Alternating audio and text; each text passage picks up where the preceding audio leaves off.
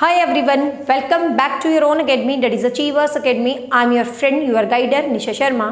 So guys, ये जो video है ये स्टडी से रिलेटेड नहीं है, ये आपकी एक बहुत बड़ी कन्फ्यूज़न है उससे रिलेटेड है और ये वीडियो बहुत इंपॉर्टेंट रहने वाली है, आप इसको ज़रूर सुने. ऑनलाइन पढ़ाई करने का सही तरीका, ठीक है, ये मुझे लगता है कि बहुत ही ज़रूरी टॉपिक हो गया. जब आजकल आप ऑनलाइन पढ़ रहे हो तो मुझे लगता है ऐप पर पढ़ते हो, कहीं भी पढ़ रहे हो, तो आपके लिए ये वीडियो शायद ही बहुत इंपॉर्टेंट होने वाली है कि बहुत सारे आजकल 90% लोग ऑनलाइन पढ़ते हैं और अच्छा भी है क्योंकि बिना टाइम वेस्ट किए आपको एक जगह पर एक ऐप पर सब कुछ मिल जाता है और आप पढ़ लेते हो. बट बच्चों को पता ही नहीं ऑनलाइन पढ़ाई करने का सही तरीका क्या होता है. तो बच्चे, मैं बताती हूँ आपको पढ़ाई करनी कैसे चाहिए, पढ़ाई करने का सही तरीका क्या होता है. मुझे लगता है कि तरीका ही बहुत ज़रूरी है, ठीक है. तो पढ़ाई कैसे की जाए, सबसे पहले बात करते हैं ऑनलाइन पढ़ाई कैसे की जाए. किसी भी पढ़ाई को करने से पहले एक चीज़ अपने माइंड में सेट रखना, गोल मीन्स लक्ष्य. आपका क्या लक्ष्य है, मतलब आप किस चीज़ के लिए पढ़ना चाहते हो, आपका क्या टारगेट है. आजकल बच्चों को पता ही नहीं मुझे बनना क्या है. कोई कहता है मुझे ये, मतलब जो भी फॉर्म निकलता है हमें भरने से मतलब है. अरे ये देखो कि आपका मेन लाइफ का मोटो क्या है, मेन टारगेट क्या है. अब किसी का टारगेट ही स्पेशल मान लो हरियाणा में जॉब लगना है, किसी का टारगेट ही दिल्ली में जॉब लगना है, किसी का टारगेट ही रेलवे में जॉब लगना है. मतलब very first fix your target, ठीक है. अपना टारगेट फिक्स करें, फिर आपका जब टारगेट फिक्स है तो उसके हिसाब से अपनी स्टडी को स्टार्टअप दें. पहली बात तो ये, ठीक है. दूसरी बात, ऑनलाइन पढ़ने के लिए आपको अपना टाइम मैनेज करना है, ना कि टाइम वेस्ट करना, जो बच्चे आजकल कर रहे हैं. एक नहीं, दो नहीं, तीन नहीं, चार नहीं. I have observe the student in front of my eyes कि always they are wasting their too much time in Facebook, WhatsApp and even YouTube videos, ठीक है. मैं ये नहीं कहती यूट्यूब वीडियोज़ मत देखो, बिल्कुल देखो, लेकिन मैं हमेशा एक बात कहती हूँ, मैं नहीं कहती कि मेरी वीडियोस देखो, जिसकी भी आपको अच्छी लगे, जिस भी चैनल की आपको अच्छी लगे आप उसकी देखिए. बट भाई बच्चे, मैं हमेशा एक बात कहती हूँ, दर दर भटकने से नहीं होता. भटक जाते हैं अक्सर वो रास्ते जिनके हज़ारों खुदा होते हैं. कहने का मतलब आप एक टीचर पर फेथ करें, 2 पे करें, 3 पे करें, सब्जेक्ट वाइज अपने टीचर्स को सिलेक्ट कर ले.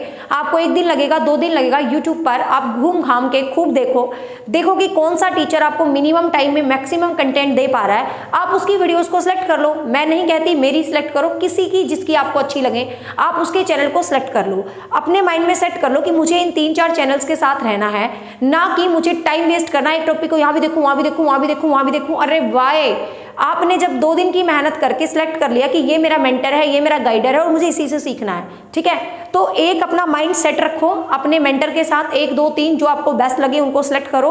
बार बार अपना टाइम वेस्ट ना करें, ठीक है. हाँ, कोई फ्रेंड बता दे कि ये वाला तो बहुत ही अच्छा है तो उसको देख सकते हो, नो डाउट. बट मतलब हर वक्त यूट्यूब पर सर्च कर करके टाइम मत वेस्ट करो.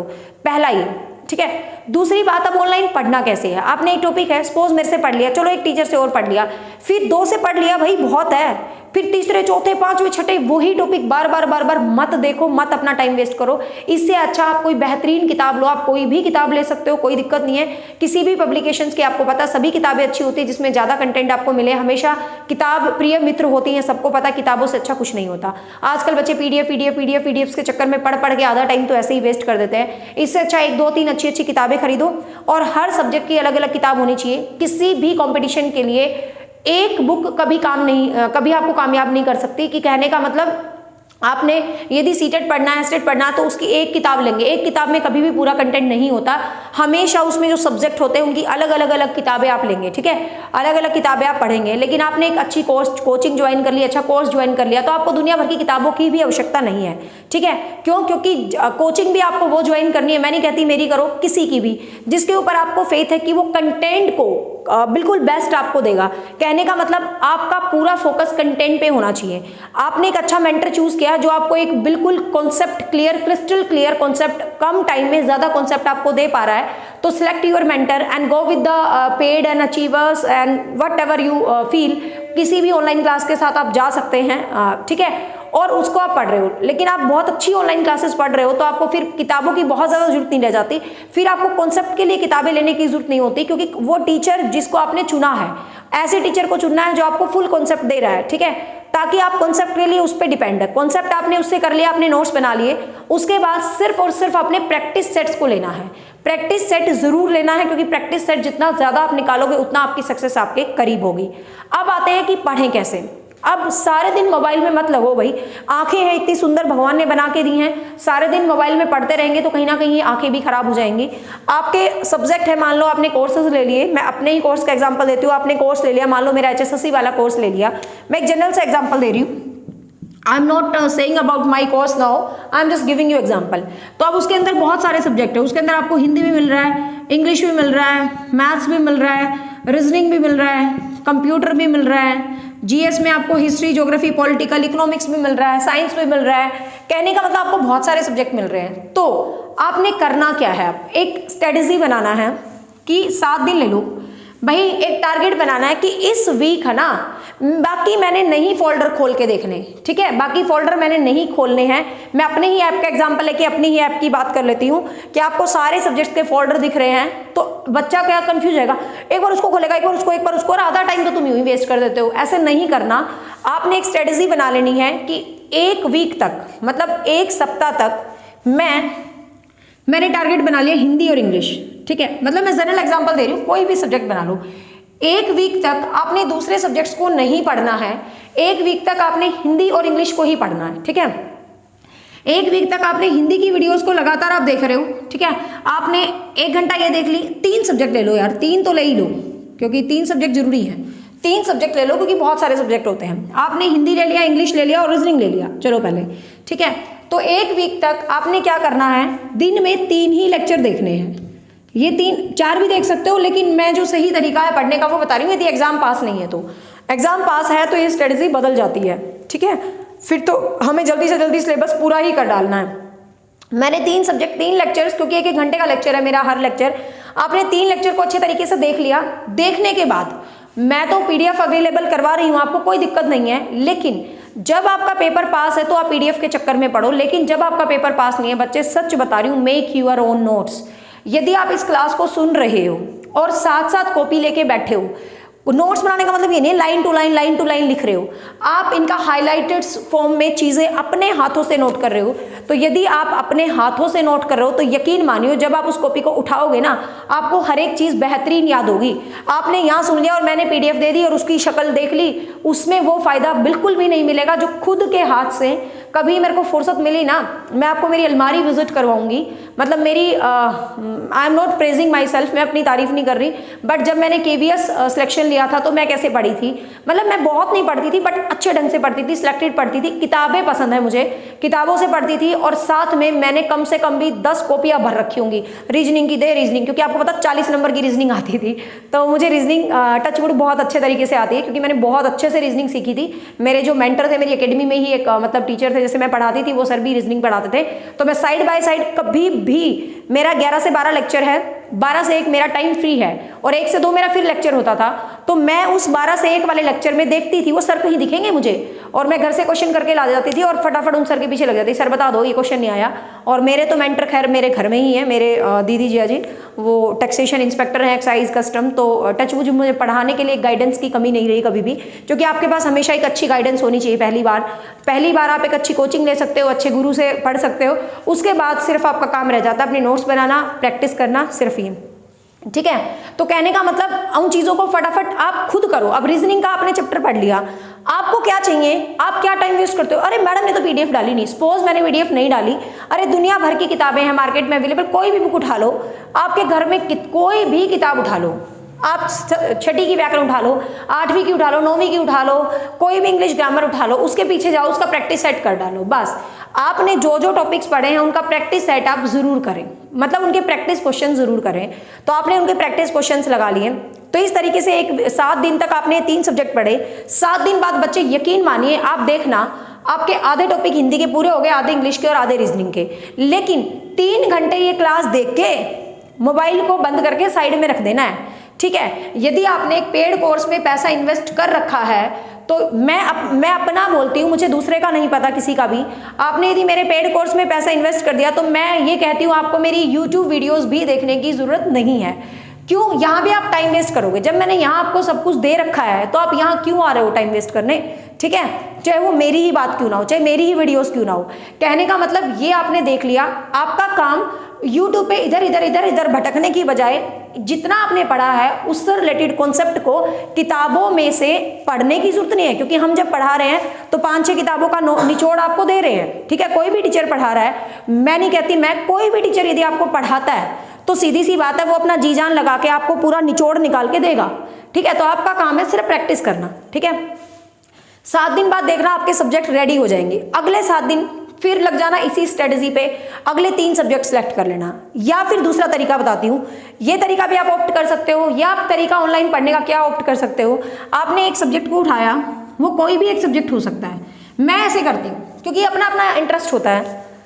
आपने एक सब्जेक्ट को उठा लिया, जिस सब्जेक्ट को मेरे को आसान लगता है, मेरा पढ़ने का तरीका है, जो मैंने मान लो ये कोर्स खरीदा है तो मैं देखूंगी यार, मैं खोल के देखती हूँ फोल्डर, मैं देखूंगी हिंदी के थोड़े लेक्चर हैं, तो मेरे क्या आदत है, मैं पहले लगातार हिंदी को ही देखूंगी, ठीक है। मैं लगातार हिंदी को देखूंगी 2 दिन 3 दिन 4 दिन 5 दिन 6 दिन 7 दिन, मेरे जितने मर्जी दिन लग जाए, मैं लगातार हिंदी को ही देखूंगी। हिंदी का ही रजिस्टर, मैं मतलब लिखे बिना तो कुछ कर ही नहीं सकती जिंदगी में। मैं तो साइड बाय साइड किसी की ऑनलाइन क्लास देखूँ, कुछ भी देखूँ, मैं लिखती जरूर हूँ। मुझे कागज काले करने का बहुत शौक है, just I fall in love with pen and markers.